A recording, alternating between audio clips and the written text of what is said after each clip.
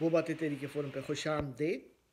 आप प्लीज़ घंटी के बटन को दबाइए, सब्सक्राइब कीजिए, लाइक कीजिए, अप्रिशिएट कीजिए, कमेंट कीजिए, खुदा के वास्ते कुछ तो कीजिए। Thank you. मेरे जहन में ख़ैमे सजे हैं, कुछ नीम ख्याल सोते हैं।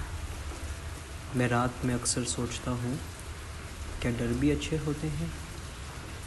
मेरे जहन में ख़ैमे सजे हैं, कुछ आहें करवट लेती हैं।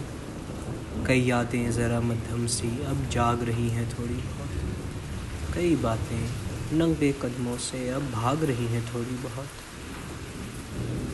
इन एहसासात की मिट्टी में तुम कील की मानंद गढ़े हो।